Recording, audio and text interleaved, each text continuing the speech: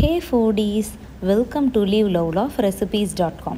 இன்றைக்கி நம்ம சேனலில் நம்ம பார்க்க போகிற ரெசிபி என்னென்னு பார்த்தீங்கன்னா ஒரு சூப்பரான எக் ஃப்ரைட் ரைஸ் ரெசிபி தான்.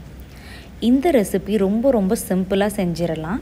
இதுக்கு நான் எதுவும் பாஸ்மதி ரைஸ், சீரக சம்பா ரைஸ்ன்னு எதுவுமே யூஸ் பண்ணலை.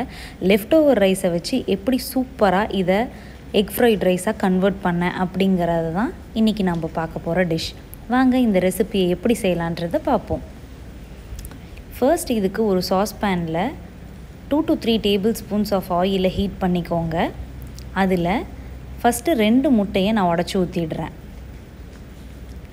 இப்போது எக்ஸை உடச்சி ஊற்றினதுக்கப்புறமா கொஞ்சமாக இதுக்கு தேவையான அளவுக்கு பெப்பர் பவுடரையும் சால்ட்டையும் ஆட் பண்ணிவிட்டு லைட்டாக கலந்து விட்டுக்கோங்க. ரொம்ப பொடியாக இந்த எக்ஸை ஆக்கிடாதீங்க. கொஞ்சம் சங்கி பீசஸாக இருந்ததுனா தான் சாப்பிடும்போது ரொம்ப டேஸ்டியாக இருக்கும். இப்போ நான் 2 eggs யூஸ் பண்ணியிருக்கேன். சாதம் செய்யும்போது இன்னொரு எக் யூஸ் பண்ணிப்பேன்.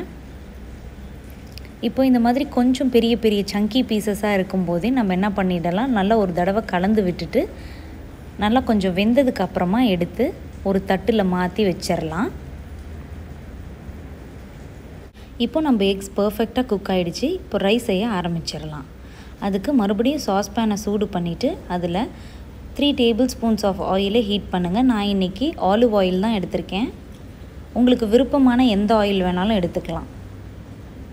இப்போது இதில் நறுக்கின பூண்டு பல் ஒரு 4 ஆட் பண்ணிக்கிறேன். இதை நல்லா சாட்டே பண்ணிவிடுங்க. இந்த பூண்டு கொஞ்சம் லைட்டாக ப்ரௌன் கலரில் ஆக ஆரம்பிக்கும் போது நம்ம ஒரு சாப்டு ஆனியனை ஆட் பண்ணிக்கலாம். ஃபைனாக சாப் பண்ண ஆனியன்ஸ் பெஸ்ட்டாக இருக்கும் இதுக்கு. இப்போது ஆனியனை ஆட் பண்ணிவிட்டு நல்லா கலந்து விட்டுக்கோங்க. உங்களுக்கு ஃப்ரைட் ரைஸில் இஞ்சி ஃப்ளேவர் பிடிக்கும் அப்படின்னா நீங்கள் பூண்டு ஆட் பண்ண உடனேவே 1 inch ஆஃப் ஜிஞ்சரை கூட நீங்கள் பொடியாக ஆக்கி ஆட் பண்ணிக்கலாம், நல்லாயிருக்கும். அதுக்கப்புறமா நம்ம எடுத்து வச்சுருக்கிற வெஜிடபிள்ஸ்லாம் ஆட் பண்ணிடலாம். கொஞ்சமாக முட்டைகோஸ் நான் எடுத்து வச்சுருக்கேன், கொஞ்சமாக கேரட், அதுக்கப்புறம் கொஞ்சமாக ஸ்ப்ரிங் ஆனியன் பல்ப்ஸ் எடுத்து வச்சுருக்கேன். கூடவே கொஞ்சம் ஸ்ப்ரிங் ஆனியன் க்ரீன்ஸையும் ஆட் பண்ணி எல்லாத்தையும் நல்லா சாட்டே பண்ணி விட்டுக்கலாம்.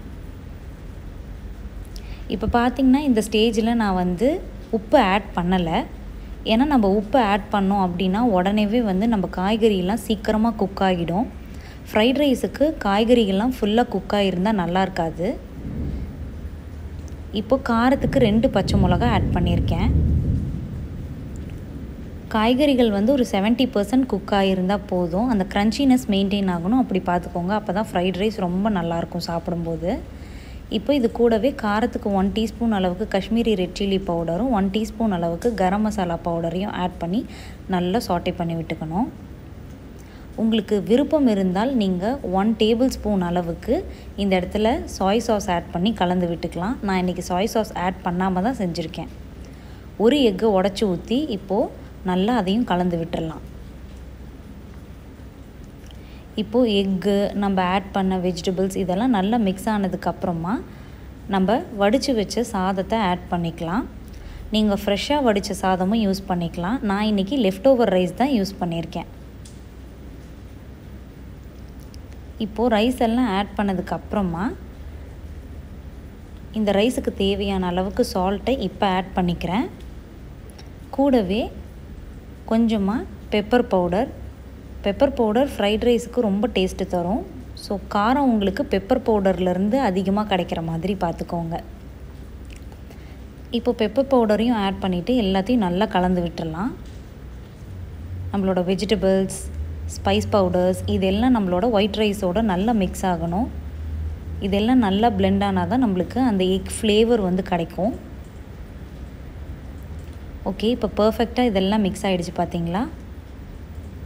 இந்த ஸ்டேஜில் நம்ம ஏற்கனவே ரெடி பண்ணி வச்சுருந்தோம் இல்லையா எக்ஸு, அதை ஆட் பண்ணி ஒரு தடவை எல்லாத்தையும் நல்லா சாட்டே பண்ணி விட்டுக்க வேண்டியதுதான்.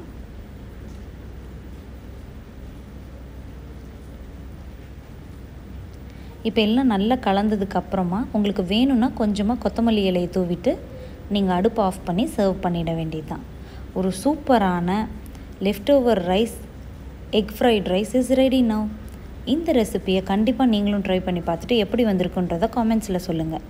இந்த ரெசிபி உங்களுக்கு பிடிச்சிருந்ததுன்னா லைக் பண்ணுங்கள், உங்கள் ஃப்ரெண்ட்ஸ் அண்ட் ரிலேட்டிவ்ஸ் கூட ஷேர் பண்ணுங்கள் அண்ட் மறக்காமல் நம்ம சேனலையும் சப்ஸ்கிரைப் பண்ணுங்கள். தேங்க்ஸ் ஃபார் வாட்சிங்.